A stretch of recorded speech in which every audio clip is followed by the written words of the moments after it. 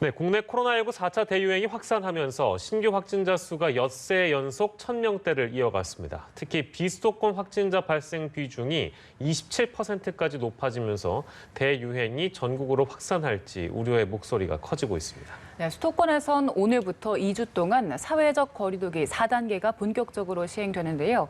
오늘 관련 소식 두 분과 짚어봅니다. 최재욱 고려대 의대 예방의학과 교수, 김민아 시사평론가와 함께합니다. 어서 오세요. 네, 월요일입니다. 그럼에도 불구하고 주말 감소 효과 어느 정도 있겠습니다만 그래도 확산세가 심상치 않은 상황이라서 신규 확진자 수 추이를 좀 보도록 하겠습니다. 그제보다 줄어들긴 했습니다. 말씀드린 대로. 일요일 확진자 수로는 그런데 코로나19 사태 이후 가장 많았고요. 그리고 또 엿새 연속 4자릿수 확진자가 나온 것도 이번이 처음입니다. 네, 그리고 특히 주목해야 할 부분이 비수도권 확진자 비중이 계속 높아지고 있다는 점입니다. 부산과 충남에서 각 43명이 나왔고요. 경남에서 40명, 대구에서 37명, 대전 25명으로 모두 288명이 나왔습니다.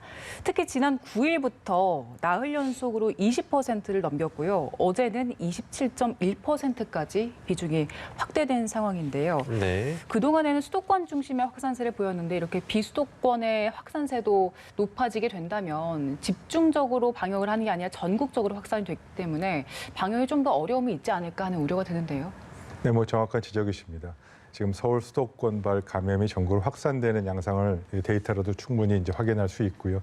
사실 일주일 전만 하더라도 비수도권에서의 감염 발생이 전국 통계 전체에서 20%가 안 됐습니다. 예. 심지어 15%가 떨어진 적도 있었는데 최근 들어서 이게 27%까지 증가했다는 것은 확산이 되고 있다는 것이고 실제로 지방에서 비수도권 지역에서 델타 변이 감염 이 양성률도 계속 증가하고 있다는 것, 그 부분 굉장히 우려스러운 부분이고요. 그 전체적으로 보면은 지금 현재 이번 달 들어서 이제 12일 지나지 않았으면 앞으로 20일 정도 남았는데 현재까지 12,185명 환자가 발생했고요. 사망자로 치면 26분입니다. 네, 지난 3차 대유행이 가장 픽 정점이었던 12월 기준으로 보면 12월 달 26,528명이었고요. 사망자는 374명이었습니다.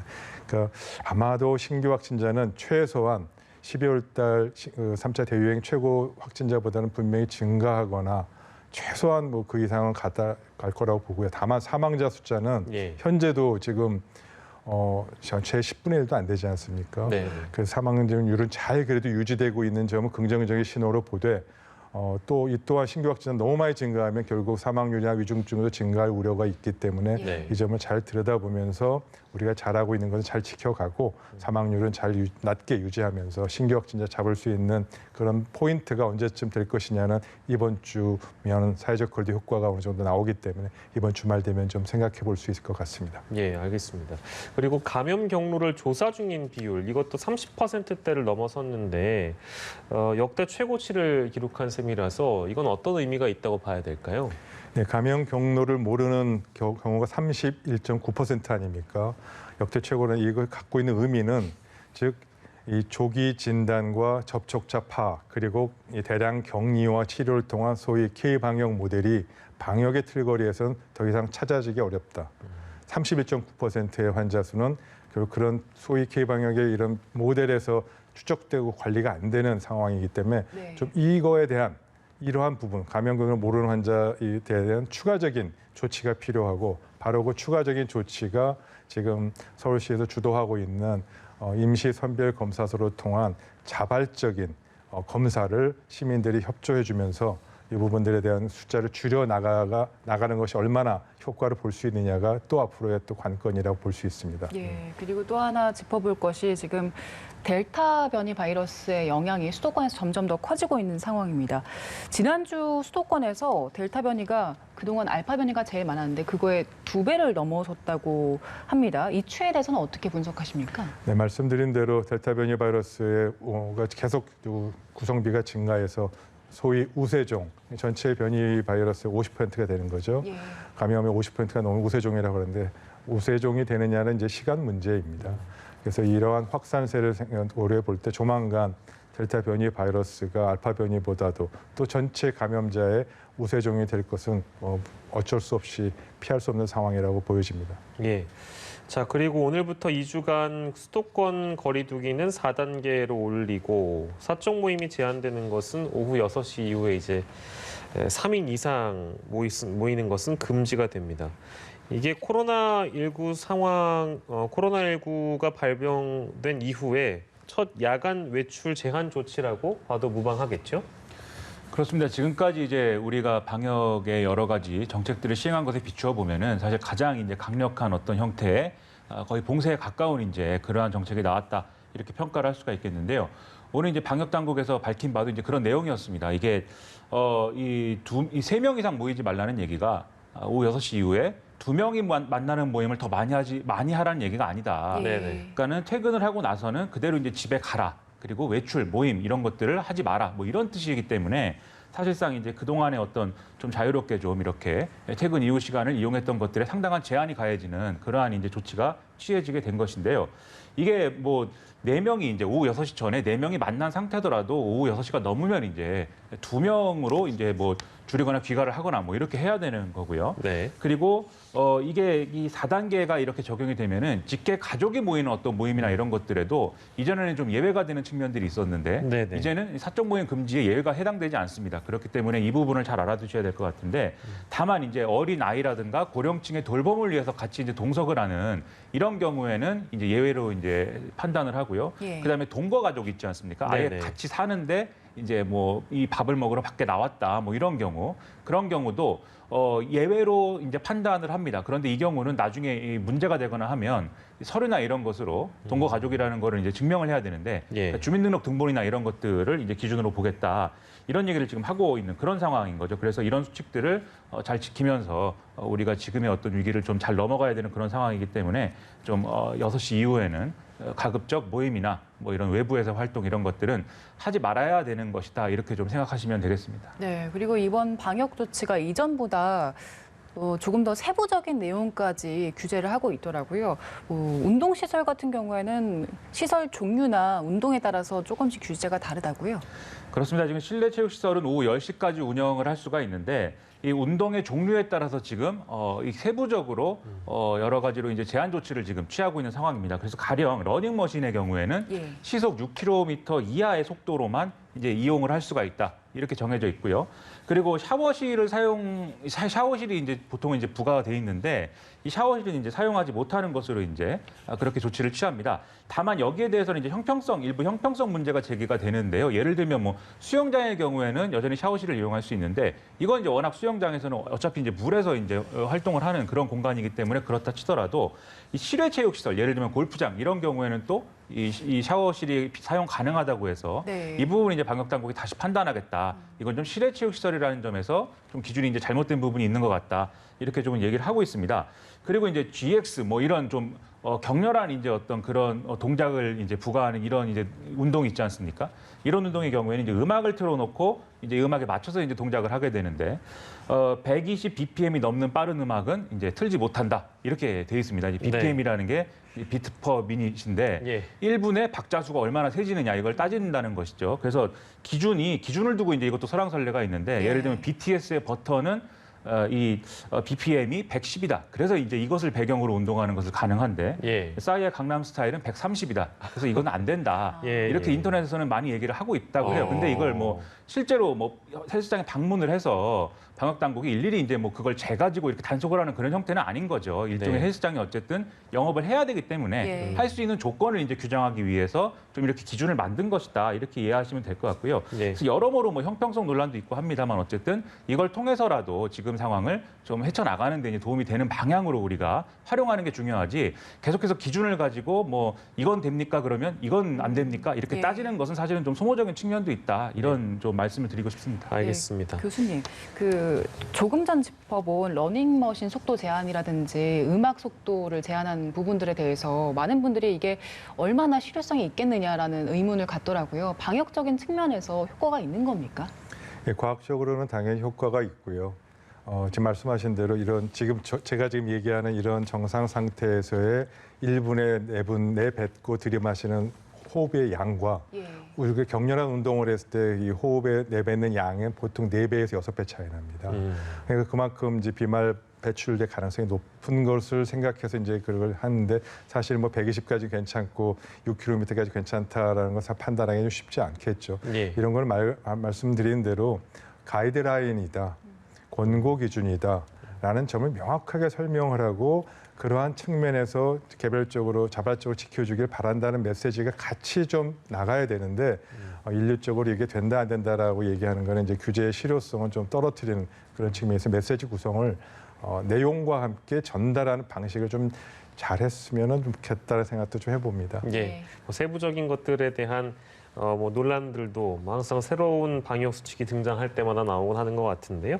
아까 김민하 평론가께서 잠깐 짚어주셨습니다만 이런 세부 방침들 나오면 어떤 것을 하지 말라고 하면 이건 되지 않느냐. 뭐 사실 뭐 기준에는 크게 어긋나지 않는 뭐 그런 행동입니다만 예를 들면 3인 이상은 안 되니까 그러면 둘이 만나는 거 괜찮으니까 둘이 만나는 모임이 늘어나면 어떤 이런 방역 조치가 의미가 없는 거 아니겠는가? 뭐 정부도 실제로 그렇게 밝힌 적이 있고요. 그렇다면 뭐 그런 상황들 다 감안해서 앞으로 2주간 이 확산세를 꺾기 위해선 정부의 어떤 노력이 좀 필요하다고 봐야 되겠습니까? 네, 크게 뭐 3가지로 정리해 볼 수 있을 것 같습니다. 첫 번째 이제 확산세가 어떻게 정말 실제로 주는지 데이터를 보면서 판단할 일이고요.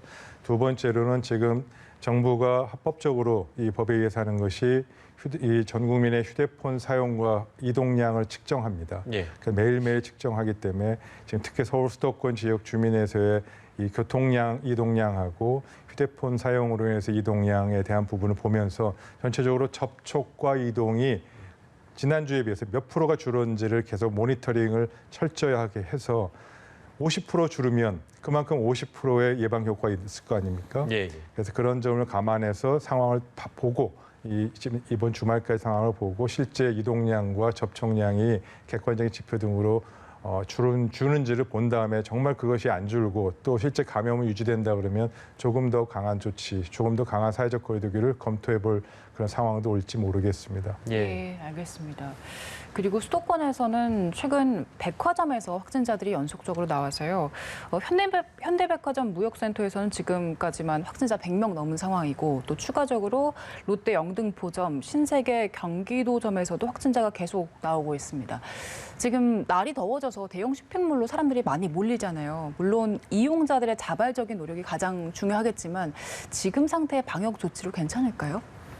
여러모로 이제 좀 걱정스러운 부분들이 있죠. 지금 새롭게 이제 등장한 이 백화점과 관련된 이제 그 확진 사례의 경우에는 롯데백화점, 신세계백화점 등에서 예. 확진자가 나왔다라는 건데 롯데백화점은 이제 지하 1층에 있는 그 일종의 이제 슈퍼와 유사한 이런 좀 구성인 이런 곳에서 이제 계산대에서 일하시는 분이 확진된 상태로 계속해서 이제 일을 한 것으로 지금 파악이 되고 있고 네. 예. 신세계백화점도 의류 매장에서 이제 판매 직원이 지금 확진돼서 그 부분이 지금 상당히 우려가 되는 거거든요. 이게 이제 백화점을 단순히 방문한 사람이 확진자였다 이런 것을 좀 이런 것보다도 훨씬 좀 우려스럽게 느껴지는 이런 대목이 바로 이렇게 일을 하고 있는데 근무를 하고 있는 분이 확진된 상태에서 아마 여러 가지 증상이 있기도 했을 것으로 이제 추정이 되는데 예. 그러한 것들이 제대로 이제 좀 확인이 되지 않고 이제 된 것이기 때문에 이런 부분에서는 좀 방역 수칙이나 이런 것들을 강화해야 될 필요성도 있어 보입니다.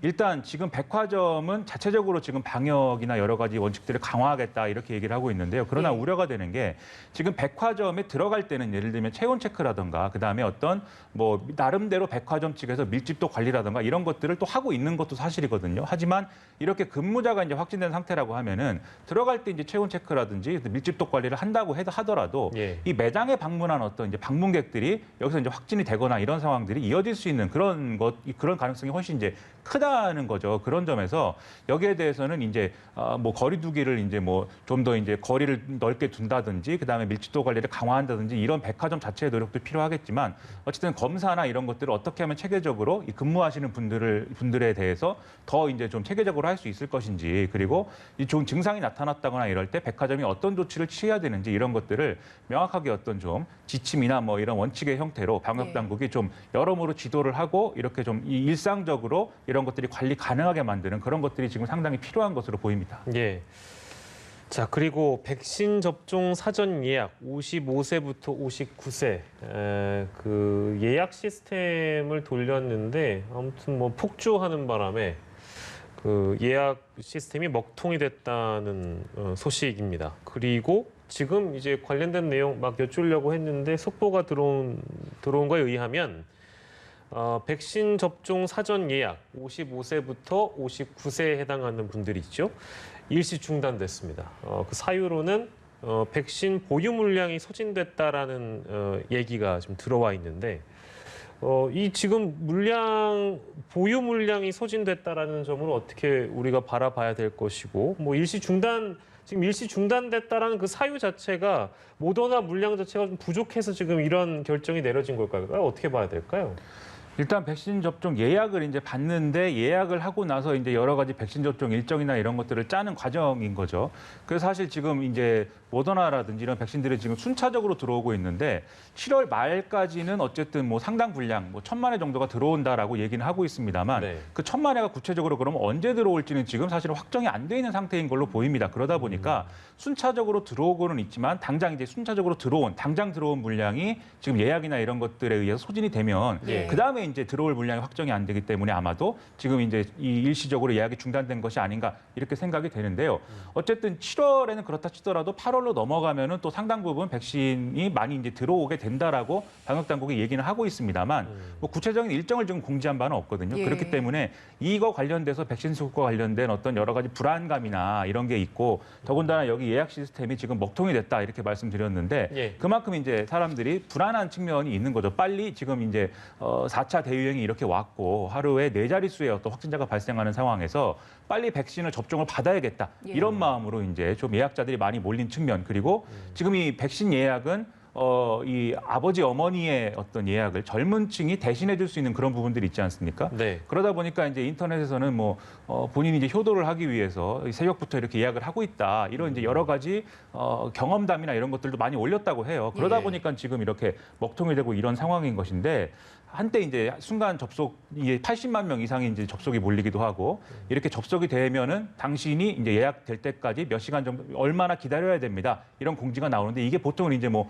5분 기다려야 됩니다. 그렇죠. 10분 기다려야 됩니다. 이렇게 나와야 되는데 너무 많이 사람들이 몰리다 보니까 50시간 기다려야 됩니다. 62시간 기다려야 됩니다. 이렇게 공지가 나와서 이제 예. 황당하다. 예. 이런 글을 올리기도 했거든요. 그래서 이런 것들이 사실은 준비가 부족하면 방금 말씀드린 어떤 백신 수급에 대한 불안과 맞물려서 예. 백신 접종에 대한 전반적인 어떤 정책의 어떤 불신 그런 걸로 이어질 수가 있기 때문에 네. 이런 서버나 이런 것들에 대해서는 준비를 잘했어야 된다 예. 이런 건데요. 다만 이제 방역 당국이 설명은 했습니다. 일단 백신 예약을 하는 그 어떤 시스템이나 서버 자체에 문제가 생겼다라기보다는 이 예약을 하기 위해서 본인 인증을 거쳐야 되지 않습니까? 네. 이 본인 인증을 거치는 것은 사실은 뭐 통신사라든가 외부의 어떤 여러 가지 프로그램 이런 것들이 같이 연동되어 있는 문제인데.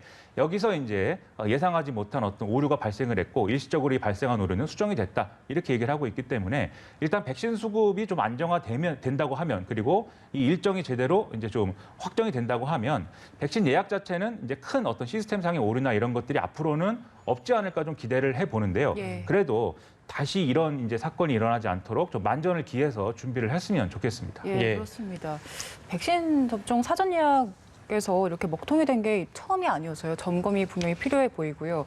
그리고 이전까지는 그래도 우리가 병상은 충분한 상황이다 이런 이야기를 많이 해왔었는데 지금 생활치료센터가 포화 상태에 이르지 않았나 하는 염려도 나오고 있습니다.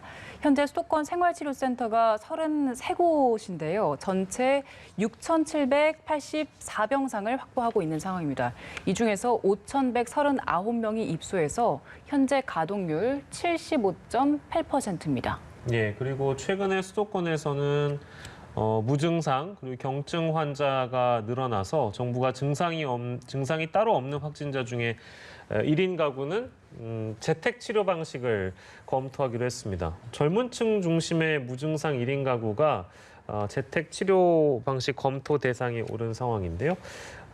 생활치료센터가 당연히 부족했을 때를 대비할 수 있는 차원이라고 봐야 될 텐데 물론 사람에 따라서는 물론 무증상 1인 가구가 초점입니다만 이게 괜찮을까라는 생각을 하시는 분들도 계실 것 같아요. 이 같은 치료 방식은 어떻게 좀 평가하시는지요? 네, 이미 이러한 무증상 1인 가구, 무증상 젊은 사람 대부분인데 자가 치료를 하는 부분은 이미 선례가 많이 있고 예. 해외 선진국에서 많은 나라에서 이렇게 실시한 바가 있었고요. 특별히 그로 인한 추가적인 부작용이나 치료에 문제점이 있거나 또 혹은 감염이 확산되는 그런 위험성을 충분히 통제가 가능합니다. 그래서 적극 검토해 볼 만하고요. 예.